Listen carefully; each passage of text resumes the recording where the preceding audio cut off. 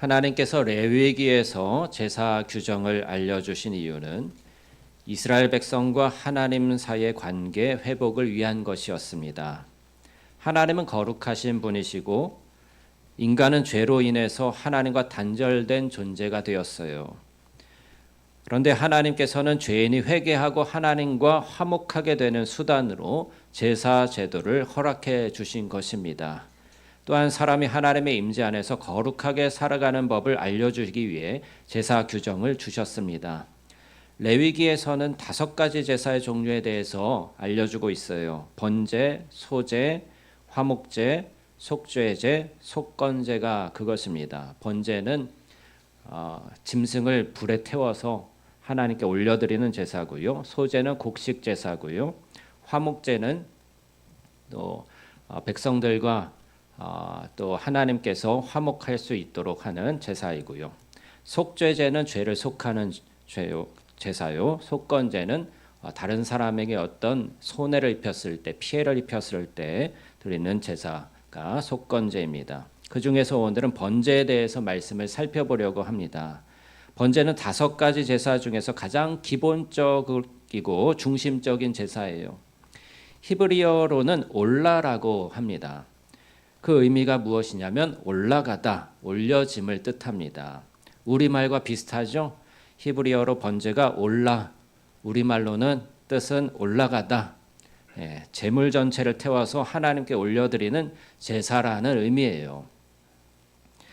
오늘 본문 3절을 다시 한번 보시죠. 시작. 그 예물이 소의 번제면 흠없는 수컷으로 회막문에서 여호와 앞에 기쁘게 받으시도록 드릴지니라. 번제의 첫 번째 특징은 무엇이냐? 흠없는 제물이어야 한다는 거예요. 하나님께는 최고의 것, 완전한 것만을 드려야 했습니다. 다리를 절거나 한쪽 눈이 멀었거나 어딘가 흠이 있는 제물이 아닌 가장 건강하고 흠없는 최고의 것만을 하나님께 드리는 것이 번제였습니다. 우리가 교회를 이전에 오기 전에는요, 성도들이 교회가 낡고 오래되었거나 빚이 많고 물질적으로 어려움을 겪고 있어서 그런지 몰라도 자기가 안 쓰고 버리는 물건이면 교회에 보탬이 될까 해서 가져다 놓곤 했어요. 그리고 필요하면 쓰시라고 이렇게 저에게 말씀하기도 했습니다. 그런데 나중에 교회 이전을 하려고 보니까 교회 구석구석에 버려야 할 물건들로 가득 쌓여 있었던 거예요. 버리는데 돈이 더 많이 들었습니다. 하나님께 드리는 것은 쓰다 남은 것, 버리기 아깝고 남주기에 민망한 것으로 드려서는 안 됩니다. 가인의 제물처럼 하나님께 받아들여질 수가 없을 것입니다. 온전한 것으로, 흠없는 것으로, 가장 최고의 것으로 하나님께 드리시기를 축복합니다. 오늘 본문 8절과 9절 말씀을 또한 다시 한번 보시죠. 아론의 자손 제사장들은 그 뜬 각과 머리와 기름을 제단 위에 불 위에 있는 나무에 버려 놓을 것이며 그 내장과 정강이를 물로 씻을 것이요 제사장은 그 전부를 제단 위에서 불살라 번제를 드릴지니 이는 화제라 여호와께 향기로운 냄새니라. 번제의 중요한 두 번째 특징은 그 전부를 이라는 표현에 있어요. 9절 말씀 중간에 있죠. 그 내장과 정강이를 물로 씻을 것이요 제사장은 그 전부를 제단 위에서 불살라 번제를 드릴지니. 번제는 제물의 일부분만 태워드리는 것이 아니라 머리부터 발끝까지 내장까지 모든 것을 완전히 태워드리는 제사였던 거예요. 이것이 다른 제사들과 구별되는 번제만의 독특한 특징입니다. 화목제나 속죄제는 일부분은 제사장이 먹거나 제물을 드린 사람이 가져갔지만 번제만은 100% 하나님께만 드려진 제사입니다. 왜 하나님께서는 이런 번제를 원하셨을까요? 그것은 하나님께 대한 우리의 헌신이 부분적이거나 선택적이어서는 안 된다는 것을 가르치기 위함입니다. 하나님은 우리 삶의 일부분만의 주인이 아니라 전체의 주인이십니다. 하나님은 우리 존재의 전부를 원하시지 일부만 원하시지 않습니다. 지난주 월요일부터 수요일까지 충청북도 당진에 있는 은총수양관으로 16명의 성도들이 전교인 수련회를 다녀왔어요. 참석한 분들이 너무 좋았기 때문에 같이 못 가신 분들에 대해서 아쉬워하며 다음엔 꼭 같이 가시자고 권했고요. 또 아마 오늘도 점심 식사를 하면서 그런 이야기를 나누지 않을까 예상해 봅니다. 제가 수련의 주제를 주보에는 믿음으로라고 알려드렸었지만 수련의 장소에 도착해서 나누어드린 팜플렛에는 단어 하나를 앞에 더 붙였어요. 그것이 무엇이었을까요? 꽃들의 믿음으로. 우리 권사님들이 꽃을 평소에 너무 좋아하시잖아요. 그래서 그 사실에 착안해서 믿음이란 주제를 다양한 꽃들의 특성과 연결지어서 복음 메시지로 풀어서 설교를 했었습니다. 예를 들면 이런 것이었어요. 해바라기가 태양을 갈망하며 하루 24시간 태양을 향해서 움직이듯이 우리의 믿음도 주님을 갈망하며 매 순간 주님을 바라보며 그분을 닮아가는 것이다. 백합이 수고하지 않아도 아름다운 꽃을 피우듯이 우리는 하나님의 공급과 돌보심을 신뢰하고 전적으로 의지하는 믿음을 가져야 한다. 장미가 날카로운 가시를 감수하고 향기로운 꽃을 피우듯이 우리를 위해 십자가 지신 예수님의 사랑을 따라 우리도 고난 속에서도 그리스도의 향기를 풍기는 삶을 살자. 네, 제비꽃과 또 무궁화까지 5편의 설교를 준비해서 시시때때로 시간마다 예배를 드릴 때마다 그런 메시지를 전했습니다. 이런 꽃들의 모습을 복음 메시지와 연결지은 설교를 들으시더니 우리 권사님들이 다른 꽃들에 대해서도 궁금해 하시더라고요. 그 중에 한련화가 갖는 신앙적인 연결점이 무엇인지 궁금해 하신 한 분이 계셨는데 제가 한련화에 대해서 잘 몰라서 찾아봤어요. 그랬는데 노란색 또 주황색도 있고 너무나도 단아하고 아름다운 꽃이었습니다. 한련화 아시나요? 아시는 분도 계시고 대답이 시원찮은 거 보니까 모르는 분들이 많은 것 같아요. 한번 인터넷에서 나중에 찾아보시 바래요. 너무 예쁘더라고요. 근데 이 작고 소박한 한련화라는 꽃이 특별한 특징이 있어요. 그것은 바로 꽃잎부터 줄기와 잎과 씨앗까지 버릴 것이 하나도 없이 쓰이는 꽃이라는 것입니다. 꽃잎은 샐러드에 넣어서 먹고요. 잎은 약으로 쓰이고요. 씨앗은 기름을 짜서 사용한대요. 다른 꽃들 예를 들면 장미나 백합이나 튤립이나 국화나 코스모스 등은 수많은 꽃들이 보통 관상용으로만 쓰이지만 한련화는 독특하게도 꽃의 모든 부분이 하나도 버리지 않고 쓰인다는 점에서 마치 번제와 같다라는 생각을 했습니다. 그 전부를 태워서 하나님께 향기로운 제사로 올려드리는 번제처럼 한련화는 자신의 전부를 다 주는 존재인 것이죠. 이 작은 꽃이 우리에게 신앙의 깊은 진리를 가르쳐주지 않겠습니까? 자신의 모든 부분을 아낌없이 내어주듯이 하나님께서는 우리에게도 삶의 모든 영역을 하나님께 드리라고 말씀하고 계십니다. 그런데 신앙생활을 하다 보면 우리 모두가 경험하게 되는 어려움이 있잖아요. 바로 신앙과 일상을 하나로 통합하는 일입니다. 주일에 은혜를 받고 이제 정말 주님만을 위해 살아가자 하고 결심을 합니다. 하지만 월요일 아침이 되면 현실의 벽에 부딪히곤 하죠. 직장에서 요구하는 것들, 복잡한 인간관계, 경제적인 압박 등 일상의 여러 문제들 속에서 주일의 은혜로운 시간처럼 마음의 중심을 주님께로 향하기가 쉽지가 않습니다. 많은 성도님들이 교회에서의 나와 일상에서의 나 사이에서 고민하게 되는 거예요. 이런 경험은 우리만의 경험이 아닙니다. 성경을 보면 우리 신앙의 선배들도 비슷한 어려움을 겪곤 했습니다. 베드로의 경우를 한번 보면요. 갈라디아서 2장에서 베드로는 처음에 이방인들과 자유롭게 식사하며 교제를 했어요. 그렇지만 예루살렘에서 유대인들이 오자 그들을 의식해서 다르게 행동한 것입니다. 갑자기 이방인들을 피하고 유대인들과만 식사를 하고 어울리는 그러한 위선적인 외식을 했습니다. 이 모습을 본 바울은 베드로를 향해서 외식을 한다며 책망하였던 것을 우리는 성경을 통해서 알 수가 있죠. 갈라디아서 2장 11절 이하인데 제가 읽어드릴 테니 한번 들어보시기 바랍니다. 게바가 이제 베드로예요. 게바가 안디옥에 이르렀을 때 책망받을 일이 있기로 내가 그를 대면하여 책망하였노라. 야고보에게서 온 어떤 이들이 이르기 전에 게바가 이방인과 함께 먹다가 그들이 오매 그가 할례자들을 두려워하여 떠나 물러가매 남은 유대인들도 그와 같이 외식함으로 바나바도 그들의 외식에 유혹되었느니라. 그러므로 나는 그들이 복음의 진리를 따라 바르게 행하지 아니함을 보고 모든 자 앞에서 게바에게 이르되 내가 유대인으로서 이방인을 따르고 유대인답게 살지 아니하면서 어찌하여 억지로 이방인을 유대인답게 살게 하려느냐 하였노라. 베드로가 외식을 행하자 바울이 책망하였다는 내용인 거예요. 이번에는 다윗 왕의 경우를 한번 살펴볼까요? 다윗 왕은 하나님의 마음에 합한 사람이라고 일컬어질 정도로 참으로 신앙이 대단했던 인물이죠. 그렇지만 왕으로서의 권력과 유혹 앞에서 큰 잘못을 저지르고 맙니다.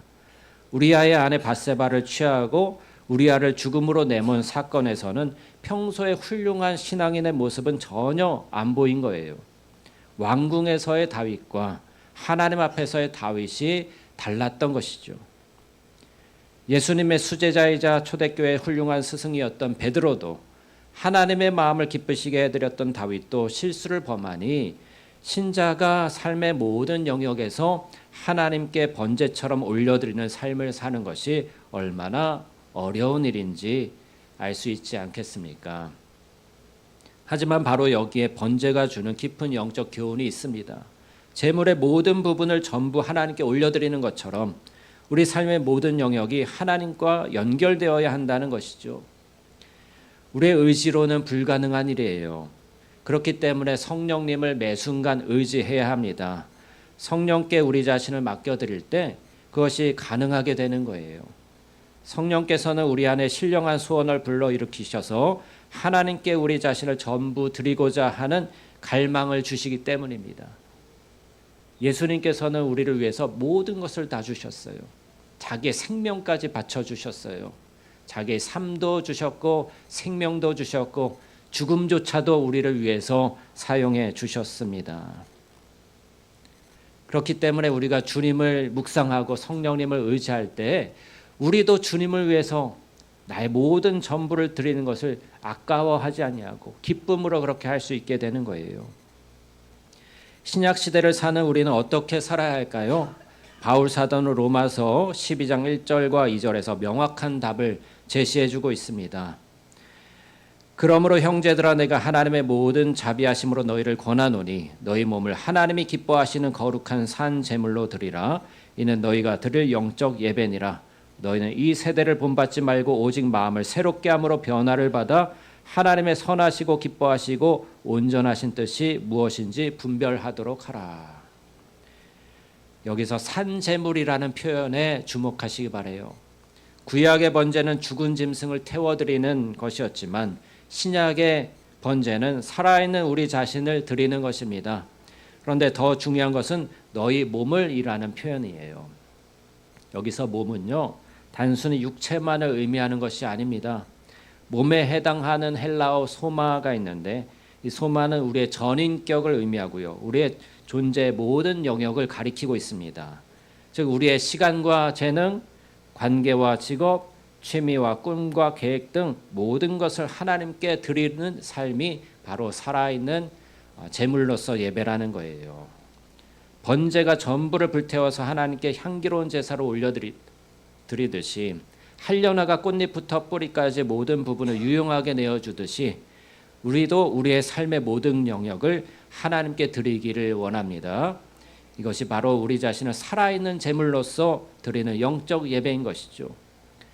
바울은 또한 이 세대를 본받지 말고라고 경고합니다. 세상은 우리에게 종교와 일상을 분리하라고 말합니다. 교회는 교회고 비즈니스는 비즈니스다라고 속삭이죠. 하지만 하나님께서는 우리 삶의 모든 영역이 그분의 주권 아래에 있기를 원하시는 거예요. 그렇다면 이러한 온전한 헌신의 삶은 실제로 어떤 모습일까요? 몇 가지 감동적인 예화를 들어서 여러분들에게 이해하기 쉽게 설명드리도록 할게요. 1924년 파리 올림픽에 영국 단거리 선수 에릭 리델이 있었습니다. 자신의 주종목인 100m 결승이 주일에 열린다는 것을 알고서 출전을 포기했어요. 많은 사람들이 그를 비난했습니다. 그는 하나님이 나를 빠르게 달릴 수 있게 하셨지만 주일은 하나님을 위한 날이라면서 흔들리지 않았어요. 그는 대신 400m에 출전했어요. 그의 주 종목이 아니죠. 그런데 400m 출전해서 세계 신기록을 기록합니다. 더 놀라운 것은 그 이후였습니다. 올림픽 영웅이 된 그는 모든 명예와 부를 뒤로하고 중국 선교사로 떠났습니다. 그는 자신의 재능만이 아니라 명성과 시간까지도 하나님께 드리고 심지어 생명까지도 하나님께 드린 사람이었습니다. 또 19세기 영국의 조지 밀러는요, 고아원을 운영했어요. 평생 단 한 번도 사람에게 후원을 요청하지 않았답니다. 오직 하나님께 기도해서 응답받음으로써만 모든 필요를 채웠는데 50년 동안 2,000명이 넘는 고아를 돌보면서 단 한 번도 끼니를 거른 적이 없다고 합니다. 어느 날 아침에 고아원에 먹을 것이 없어서 그는 아이들을 식당에 앉게 하고 빈 그릇을 놓고서는 하나님께 감사 기도를 드렸다고 해요. 그런데 기도가 끝나자마자 빵집 주인이 밤새 구운 빵을 가져오고요. 또 우유차가 고아원 앞을 지나가다가 고장이 났어요. 그래서 그 배달을 하기까지 시간이 걸려서 뜨거운 여름날에 우유가 상할 것을 안 배달부가 고아원에 그 우유를 배달해 주었다고 합니다. 조지 밀러는 자신의 계획과 재정관리와 심지어 고아들의 끼니까지도 모두 하나님께 맡겼어요. 그의 일기에 자주 등장하는 고백이 있는데 나는 하나님의 창고 지기일 뿐입니다 라는 고백이었답니다. 이런 분들의 공통점이 무엇입니까? 그들은 삶의 일부가 아닌 전부를 하나님께 드렸다는 거예요. 그리고 하나님께서 공급하심을 체험했다는 것입니다. 사랑하는 성도 여러분, 오늘 우리는 우리의 일부가 아닌 전부를 원하시는 하나님께 어떻게 응답하면 좋을까요? 하나님께서는 우리 삶의 모든 부분이 소중하다고 말씀하고 계십니다.